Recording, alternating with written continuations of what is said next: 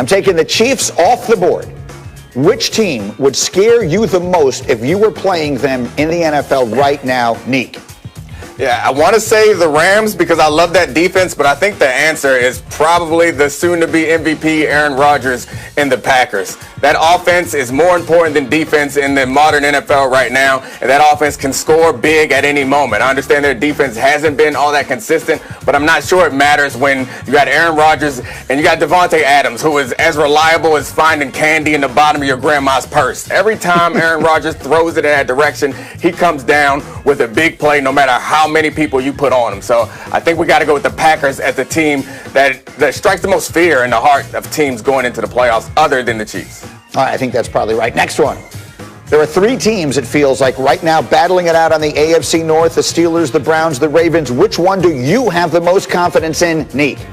Yeah, I mean, I think it still has to be the Steelers. I understand that they're fading, but as exciting as that Ravens win was the other night, they lost some players in that secondary, and that defense is built on that secondary. And the Steelers still have a lot of playmakers on defense. They still have one of, if not the best defenses in the league, despite the injuries that they've had. And Aaron Rodgers isn't the Aaron Rodgers, or excuse me, Ben Roethlisberger isn't the Ben Roethlisberger of old, but they have a ton of playmakers that he can get the ball to. As long as they're catching it, their running game may not be as much of a problem. The Ravens, again, I think I want to have more faith in them, but they have too many holes to make up for in the playoffs. Yes, I think it's a good point. Not enough is being made of the Steelers' schedule either. They got the short end of the scheduling stick, and that may have contributed to at least one of their two losses. One more. Who will be the Philadelphia Eagles starting quarterback week 1 of next season? You asked me who will be? I think it's going to be Carson Wentz. Who should be? It should be Jalen Hurts. Like, Carson Wentz, from everything I've heard, seems like a great guy, and I've seen him reach great heights, but he got so many chances, and he just kept coming up short. Jalen Hurts gotten one chance, and he came up big. For a rookie in his first start against the top team in their conference, he got a win. It wasn't perfect. He made some mistakes. He didn't necessarily put the team on his back, but he was much better than Carson Wentz, who was kind of tanking this team. So I think Jalen Hurts deserves a full offseason of preparation and a game plan built around his skill set, and he deserves a shot at being the starter. But there are other circumstances that I'm sure Dan Graziano will be quick to remind us of, the contract situation that'll probably force the Eagles into making a decision based on money, not based on production.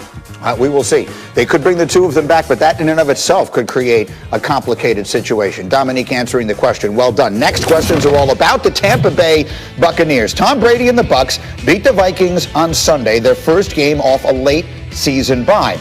We cannot get enough of what their head coach Bruce Arians said after what we all perceive to be a relatively unimpressive win. Here's what he said. When asked early this week about our identity, I think we just showed our identity. We can do any damn thing we want to do.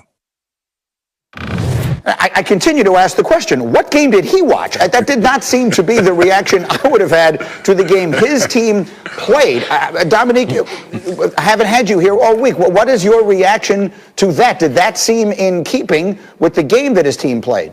No, but it seems in keeping with the time of year it is. Like, he spent much of the season being critical of particular players. Right now, there's nothing you can do about it. You can't make the team any better. You can't make anybody make any better decisions. Like, it's like you're preparing for a test. You've done all the studying you could do. Now it's time for confidence. Now, no matter how dumb you've been all semester, your mom's got to come in there and say, man, you're the smartest little boy I know. You're going to go do the best job on this test, because that's all you can have. The confidence will help them, but I think anyone who watched this game and participated in this game recognizes that they can't do anything the hell they want. They struggled against a team that's not very good and only lost because their kicker forgot how to kick.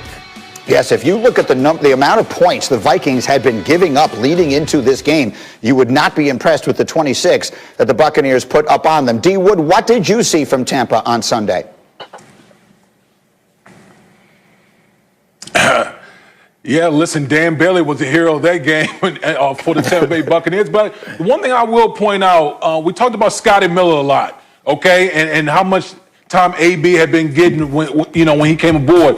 Listen, Scotty Miller got targeted twice. One was for a 48-yard touchdown.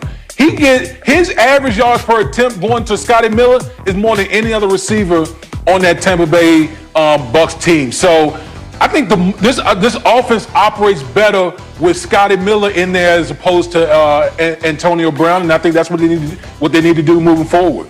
You take a look at those numbers there, and you see it. Antonio Brown's numbers have not been significant. We talked a lot about whether he would be a good or bad influence there. This has nothing necessarily to do with his personality and maybe with the weapon that he is relative to what Scotty Miller has become. Dan Graziano, again, you covered that game last weekend. Did you get the vibe that the players on that team felt as good as their coach did afterwards? Maybe not quite as good, but they felt good. Look, talking to their players before the game, they were concerned about the Minnesota Vikings. They believed that Dalvin Cook was a significant threat and that he was different from any other run game they've faced this year. And sure enough, he ran for 71 yards in the first quarter against a team that only allows 74 rushing yards a game. So they were right. So I think at the end of that game, they felt like they had overcome something, right? They knew the Vikings were one game behind them in the standings. They had to do something, and they felt good about the way they came back from a rough start and played. So maybe Arians was reflecting that, but a little bit over the top in terms of we can do anything we want. It still seems like a mess with Brady trying to spread it around to a million different guys, but they knew they needed to win that game. They didn't think it was going to be easy. They came out feeling like they had done something, so maybe he was puffing out his chest a little bit on their behalf. We will see. Again, they have 3 games left, none of them against teams with winning records. Actually, they have Atlanta twice in their last 3 games, including this Sunday, so we will see. Meanwhile, D. Wood, here we go. The spotlight is on you. It is time for Sneaky Hembo. We have a receiver at Alabama who feels like a very legit candidate for the Heisman Trophy, which begs the question, Damien Woody, who was the last wide receiver to win the Heisman?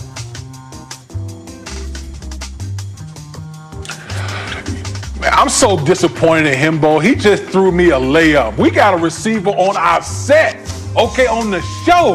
I'm going with Desmond Howard, baby. Throw up that Heisman sign for him. That is correct. Oh, I so want it. Okay, now I will give full disclosure. Come on, Hembo. Come on. In the meeting yesterday, I said, we have to see if we can get someone to get this wrong. If there's any chance someone gets this wrong, it would just be so great. Desmond Howard is the correct answer, 1991. Desmond Howard, do you know the other 2 receivers to win the Heisman? Yeah, my guy Tim Brown at Notre Dame and Johnny Rodgers. That's correct. Those are the only 3 wide receivers. D. Wood, well done. You let me down, but I'm proud of you. Meanwhile, could there be a 4th member of that group this year? Yes, there could. It's Alabama receiver Devontae Smith. He tops ESPN's Heisman Watch as we go into conference championship weekend. He scored on an 84-yard punt return in the win against Arkansas on Saturday. He leads the country in receiving yards. He's 2nd in touchdown catches. He is, I think, you can make a very good argument he's the best player in the country. As you take a look at the Heisman Watch, his teammate Mac Jones is right behind him, so maybe they wind up splitting votes.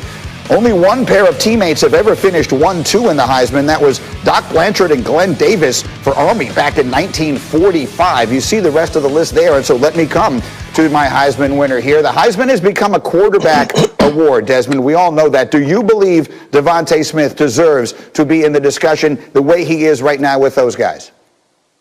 Absolutely, without a shadow of a doubt. This young man is outstanding. He's one of the most rare and unique talents in college football right now. He's number 2 in the FBS in receiving yards at 1,300 plus, 15 touchdowns on the season. But what I love about him, Green, is he's an alpha male out there on that field. He's the dog. He comes back to the ball. He tells the coaches, listen, feed me the ball. In the Georgia game, when they were struggling, they couldn't get in rhythm. Devontae Smith was the one who went to the coach and said, just feed me the ball. You can see his body language in that game, and he's the one who took over that Georgia game. He's been outstanding since his first year as a true freshman, and he hasn't disappointed since, and he's only getting stronger and stronger. He can beat you in all 3 phases. At the line of scrimmage, he's not Jerry Jeudy because Jerry Jeudy's on another level, but he can get off the press, route running. He's a technician, and then he finishes. Great catch radius, extreme confidence in his hands, and he's very, very tough too and can run the route tree. I believe that this kid should be on every Heisman voter's ballot. Just very quickly, because I just have a moment here, is he the best player in the country in your opinion, regardless of position?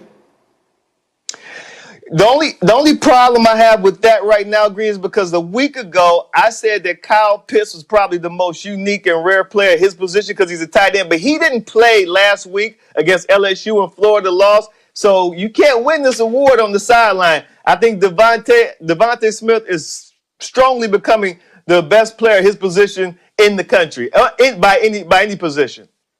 All right, again, only Larry Fitzgerald in 2003 has finished in the top 2 from that position since you won it back in 1991. All right, we got college football coming up this weekend. Conference championship weekend highlighted by this lineup. Saturday, ABC, Big 12 game, Oklahoma, Iowa State, critical. Then Clemson and Notre Dame for the ACC championship, pivotal. Finally, Tulsa taking on Cincinnati in the AAC title game. Bearcats need it. And then Sunday, all will be revealed on the College Football Playoff Selection Show. That's noon Eastern on ESPN and on the ESPN app. Coming up, who is the MVP? Patrick Mahomes.